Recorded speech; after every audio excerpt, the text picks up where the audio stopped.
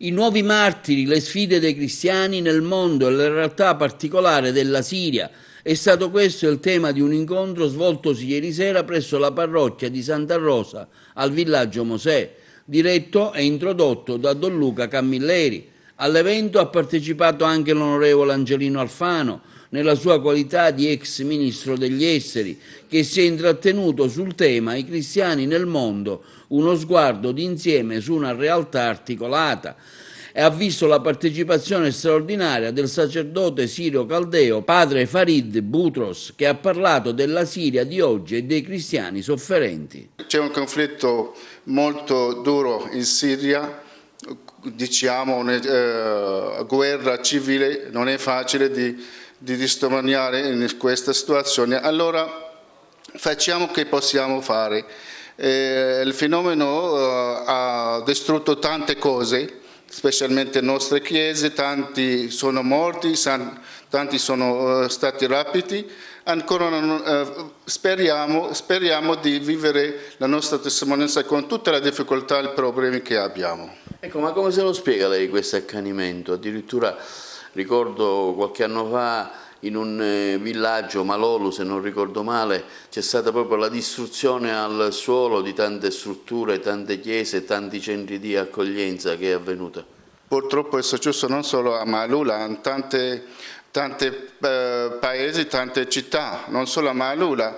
È successo, specialmente questo è successo con gli islami fanatici che, come ISIS, altri gruppi. E perché c'è questo odio del cristianesimo, purtroppo c'è un pensiero fanatico che è diffuso in Medio Oriente, purtroppo questo pensiero che ha fatto tutto questo, tanti gruppi hanno fatto male con i nostri cristiani in tante città, non solo a Malula, e adesso ringraziamo Dio. Adesso tante città sono liberate da questo fenomeno dell'ISIS e di altri gruppi fanatici.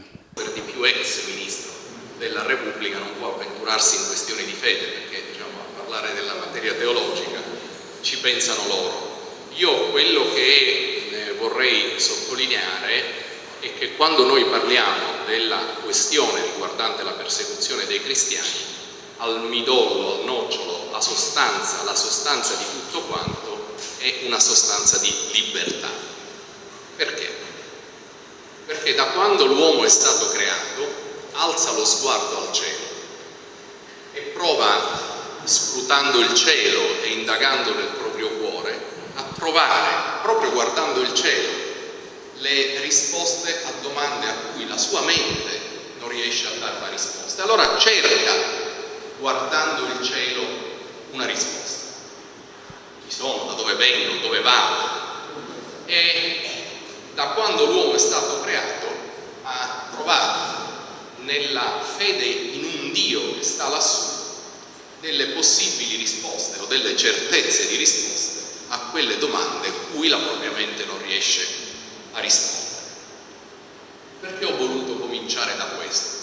Perché tutto questo attiene il cuore dell'uomo prima ancora che gli stati fossero costituiti. La circostanza che l'uomo prega Dio prima ancora che gli stati esistano fa del diritto alla preghiera un diritto naturale, dove per diritto naturale si intende che è connaturato alla natura essenziale dell'uomo. Cioè non è lo Stato che ti dà, che ti concede il diritto di pregare, è la tua natura umana che ti porta a pregare.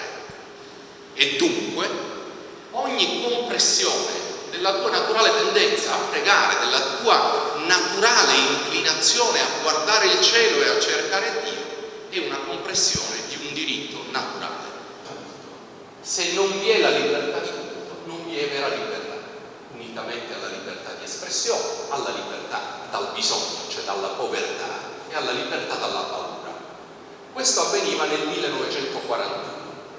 Noi abbiamo concluso la seconda guerra mondiale, come sapete poi c'è stata l'Assemblea Costituente e abbiamo scritto una bella Costituzione della Repubblica. Questa Costituzione della Repubblica ha 138 articoli.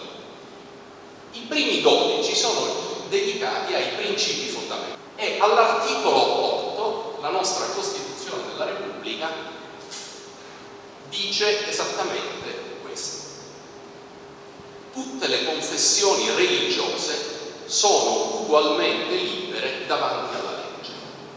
Le confessioni religiose diverse dalla cattolica hanno diritto di organizzarsi secondo i propri statuti in quanto non contrastino con l'ordinamento giuridico italiano. I loro rapporti con lo Stato sono regolati per legge sulla base di intese con le relative rappresentanze. Quest'articolo